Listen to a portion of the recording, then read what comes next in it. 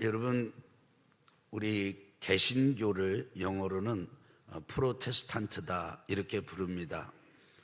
이 프로테스탄트라고 하는 영어의 의미는 저항하는 사람들이라고 하는 의미가 담겨 있습니다.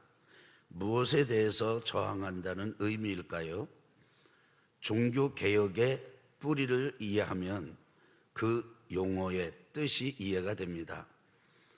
마틴 루터가 종교개혁을 일으킨 게 1517년입니다. 그때 마틴 루터는 나이가 겨우 34살 밖에는 되지 않았더랬습니다. 기존의 캐톨릭의 사제로 있던 마틴 루터가 이래서는 안 되겠다. 기존의 종교 캐톨릭의 질서에 저항하면서 오직 예수 그리스도를 믿는 믿음으로 구원을 받는다. 이런 믿음의 고백 가치를 붙들고 일으킨 운동이 종교개혁입니다.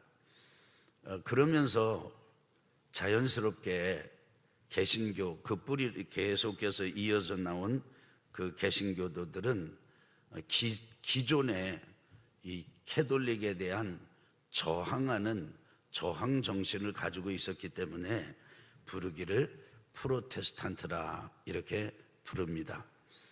그런데 프로테스탄트다, 개신교다 하더라도 신앙적인 배경이나 전통은 아주 사뭇 다릅니다.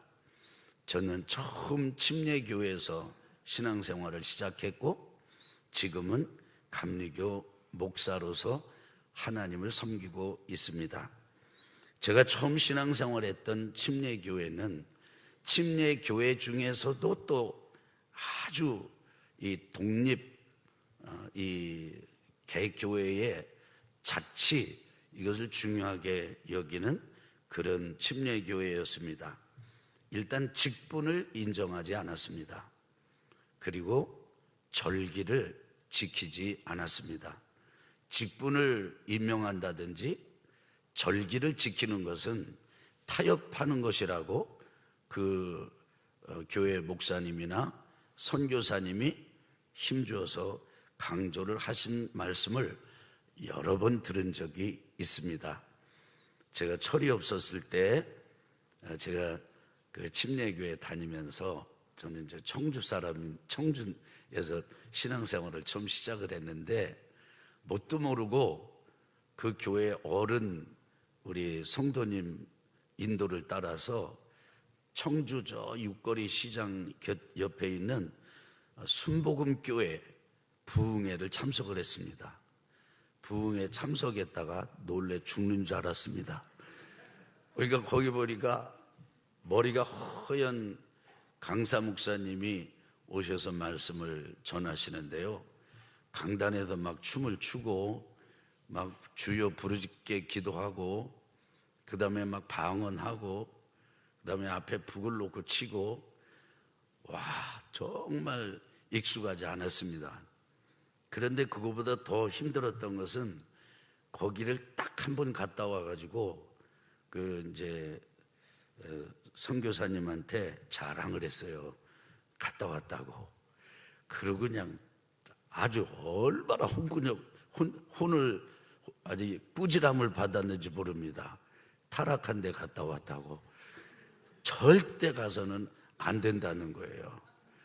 그런 교회에서 제가 이제 신앙생활을 했습니다. 그래서 저는 그때 그 침례교 외에는 다 타락한 교회인 줄로 알았어요. 그런데 제가 이제 감리교회 신학을 공부하고 감리교 목사가 됐지 않습니까? 그런데 이렇게 신앙생활을 하고 목회를 이렇게 하면서 보니까 다 약하고 다 부족해서 하나님의 은혜를 의지해서 사는 거는 어느 프로테스탄트 교단이나 똑같더라고요. 그래서 저는 지금은 감리교 교인이 된 것, 그리고 목사인 것을 굉장히 자랑스럽게 생각합니다. 그렇다고 해서 제가 침례교회 교인이었던 것을 부끄러워하는 것은 아닙니다.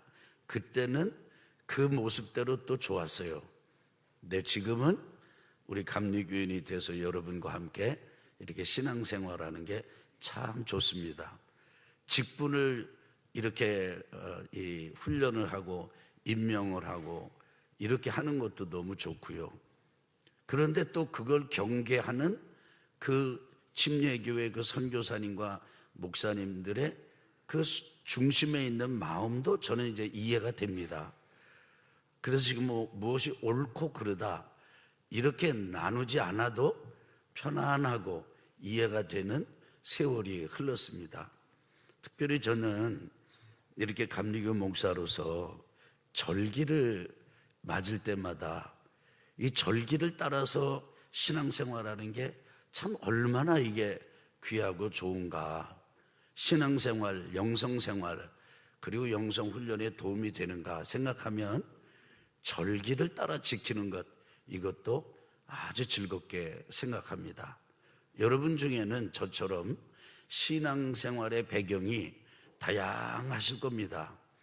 그래서 절기를 지키고 중요하게 생각하는 교회, 교단에서 신앙생활 하시다 오신 분들도 계실 것이고, 아니면 아예 절기를 지키는 것은 마치 타협하는 것처럼 여기는 그런 분위기 속에서 신앙생활 하시다가 오신 분들도 계실 거예요. 그런데 이렇게 생각하시면 되겠습니다. 한번 따라 합시다. 절기는 농사짓는 철과 같다. 우리는 본능적으로 봄이면 씨앗을 뿌리고 또 이제 싹이 나고 자라고 꽃이 피어서 여름이면 자라도록 하고 가을이면 열매를 맺도록 하고 그리고 수확을 거두고 저장하면서 겨울을 보내죠. 자연스럽지 않습니까? 우리 신앙생활도 이런 달력이 있습니다. 그 달력 중에 한 가지 부활절을 앞두고 주일을 뺀 40일간의 기간을 우리는 사순절이라고 지킵니다. 해봅시다. 사순절. 이 사순절 기간 동안에는 우리 이 교회가 전통적으로 하나님 앞에 금식을 한다든지 아니면 구체적인 기도 생활에 전념을 한다든지 회개하는 것을 통해서 스스로의 이 삶을 정화시키고 무질서한 것을 질서로 회복시키는 일에 전념을 했습니다. 우리 교회는 올해 이 사순절을 맞으면서 오늘이 사순절 1주거든요. 그런데 사순절의 시작은 1주 주일이 되기 전 수요일부터 시작이 됩니다. 더 정확하게 말씀을 드리면 수요일 저녁부터 시작이 됩니다. 그 수요일 저녁을 우리는 뭐라고 부르느냐 하면 한번 따라해 봅시다. 제의 수요일. 그때 이 재를, 이 물건을 태운 이런 재를 이 기름에다가 이렇게 익혀서 아주 이걸 만들어 가지고 성도들의 이마에다가 십자가를 그어주면서 이제 이렇게 얘기를 했습니다. 재로 돌아간다는 사실을 기억하라. 이런 말을 하면서 여기에 이렇게 이제 그어주고 참회의 시작을 알려주는 일을 했습니다. 이런 지난 수요일부터 이미 사순절은 시작이 됐고요. 그리고 주일은 사순절 1주, 2주, 3주 이렇게 합니다.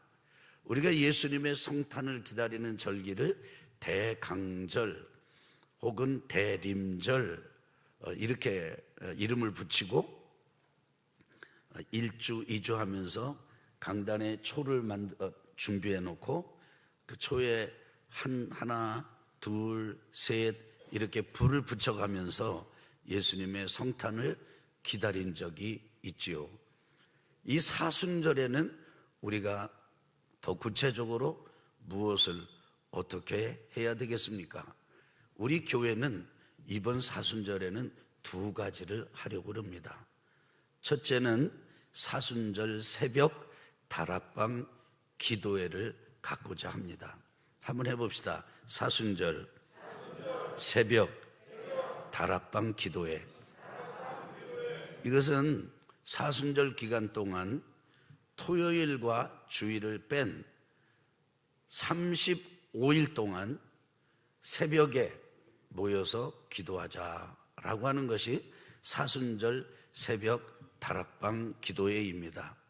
이런 작정 기도, 특별 기도가 중요한 이유가 있습니다. 1년 365일 새벽 기도회를 참석하는 것 참 좋습니다. 그런데 우리는 이런저런 형편에 따라서 새벽 기도회를 참여를 하다가 또 중단하다가 이렇게 왔다 갔다 할 때가 있거든요. 이런 작정 기도회를 참여하면서는 다시 한번 심기일전 새벽을 깨어 기도하는 신앙의 삶을 다시 다짐하는 기회가 되지요. 특별히 오늘 읽은 이 사도행전 1장 12절에서 여기 14절의 말씀, 예수님 승천하신 후에 예수님의 어머니 마리아와 또 그리고 사도들과 함께 120여 명의 성도들이 우리 주님의 승천을 지켜보고 뿔뿔이 흩어지지 않은 채 다락방에 모여들었습니다. 그들이 열흘간 기도했을 때 성령이 그들에게 임했습니다. 성령께서 그들에게 임하시자 그들이 더 이상 두려움을 겪지 않았습니다. 망설이지도 않았고, 그리고 피하고 도피하고 도망갈 생각을 하지도 않았습니다.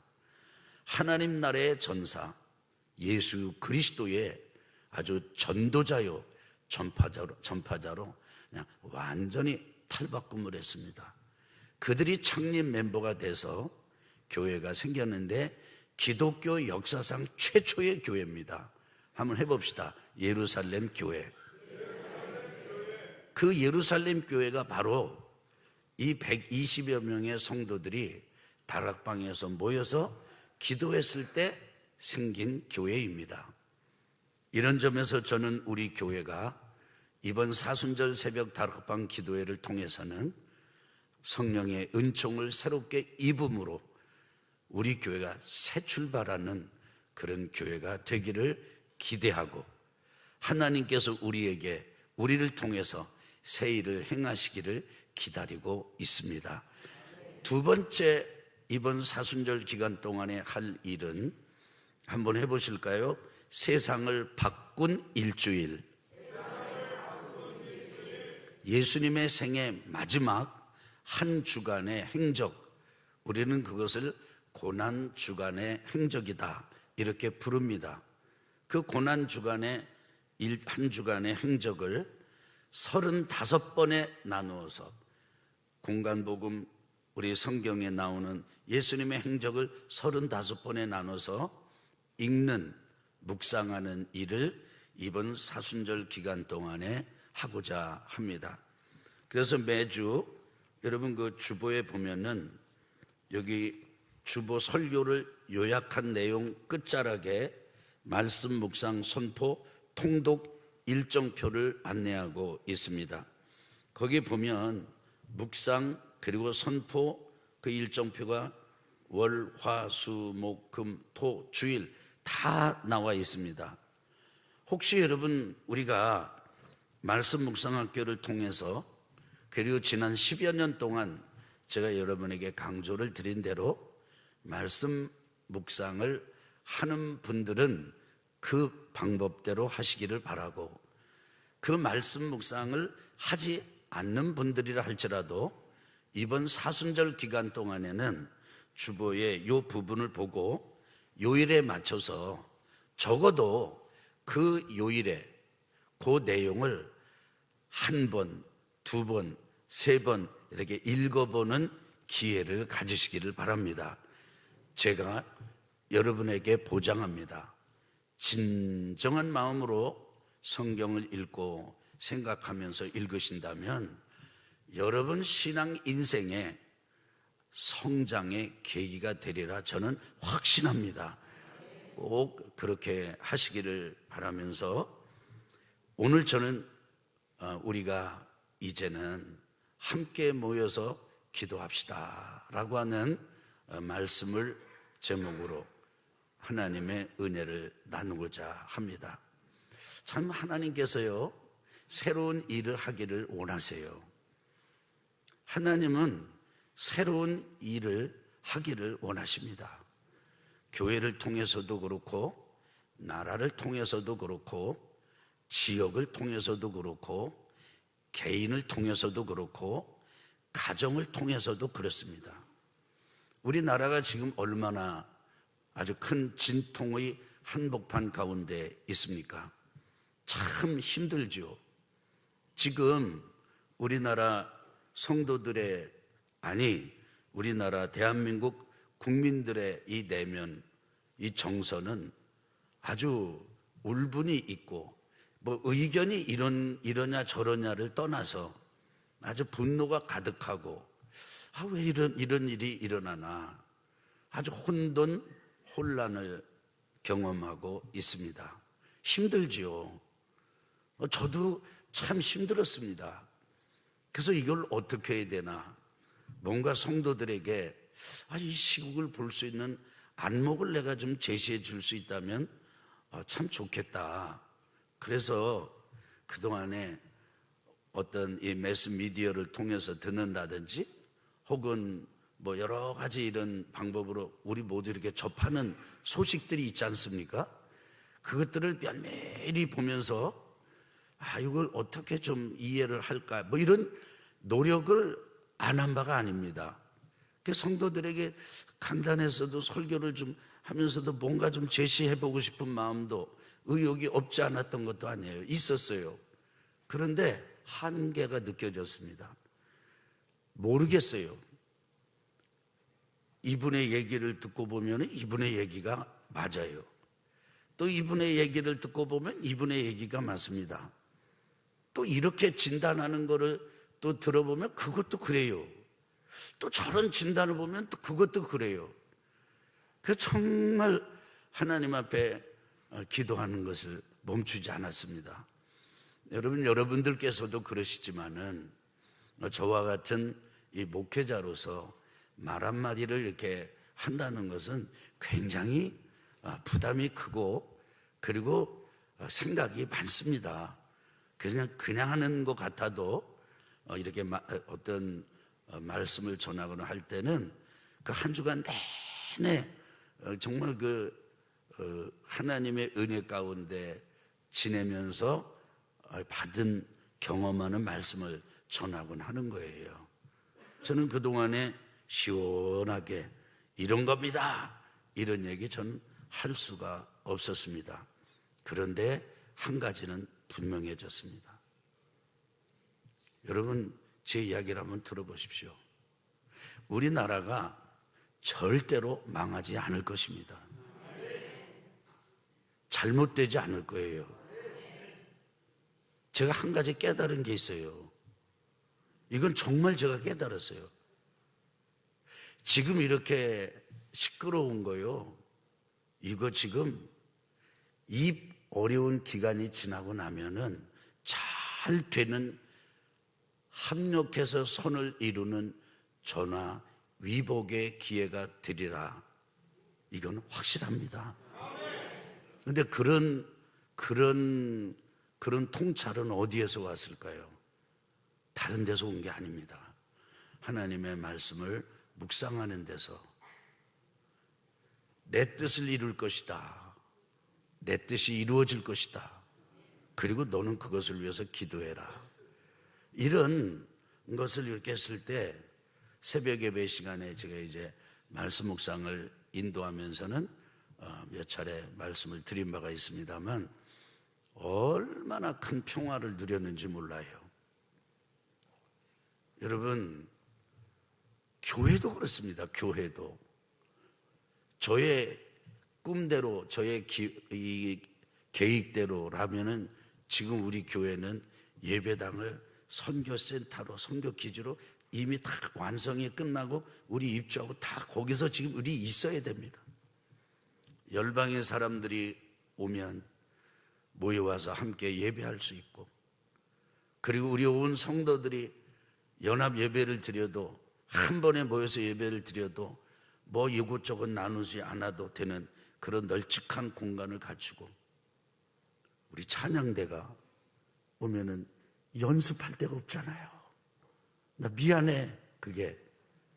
근데 새로 예배당을 지면은 찬양대 연습실이 있어요. 강단 뒤쪽에 넓은 연습실이 있어가지고 찬양대가 쫙 나오면 천사들이 나오는 것 같을 거예요. 막 여기 지금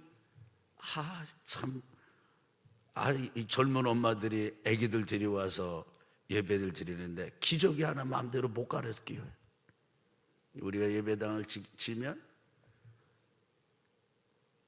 하여튼 젊은 엄마들이 애들 데려와서 드리는 예배 드리는 장소를 잘 만들 거예요.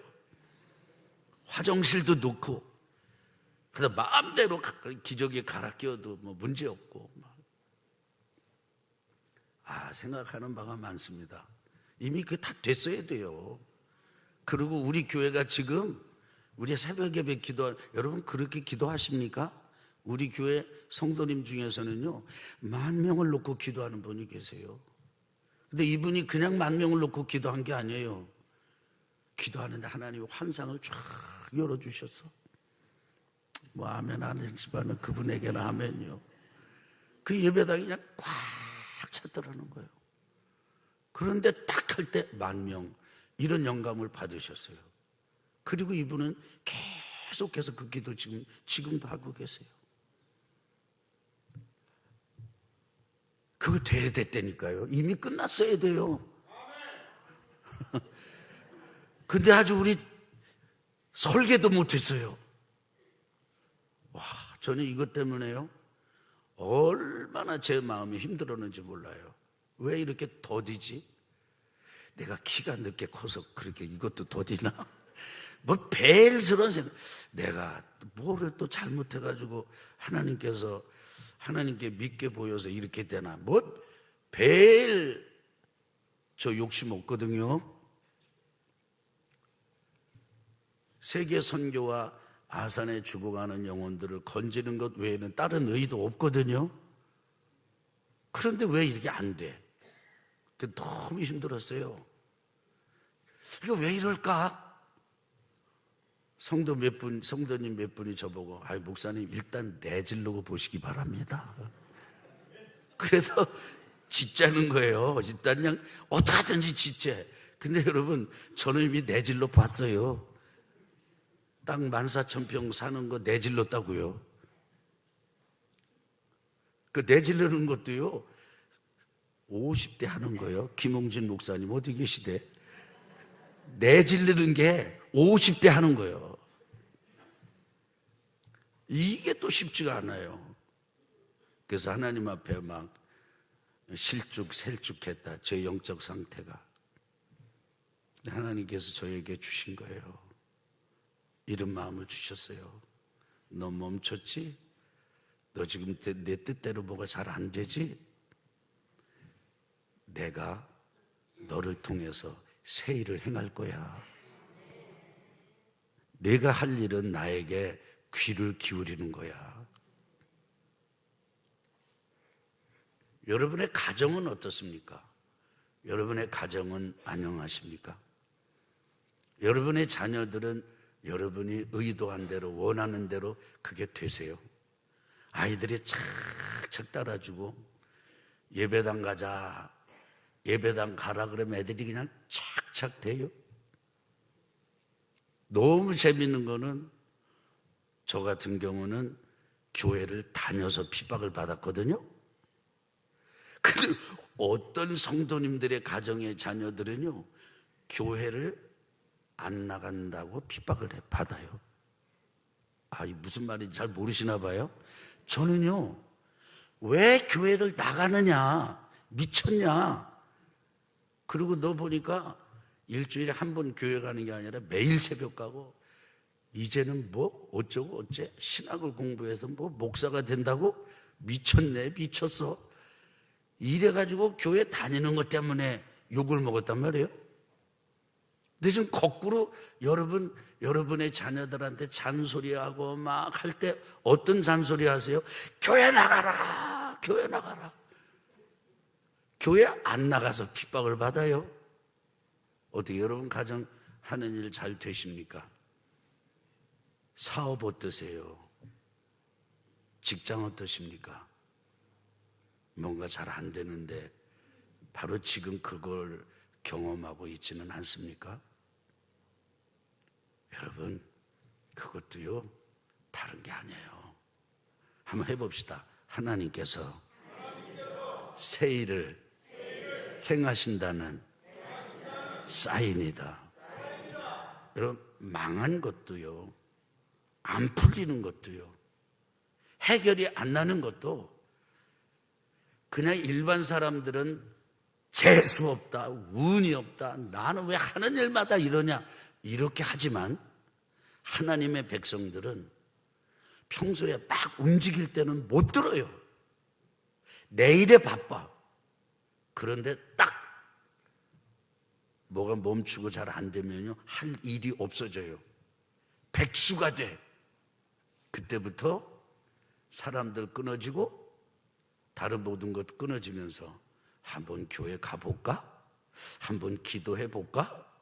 올라 사순절 새벽 다락방 기도회를 한다네. 한번 내가 해볼까? 그러면서 기도해요. 기도가 뭐죠?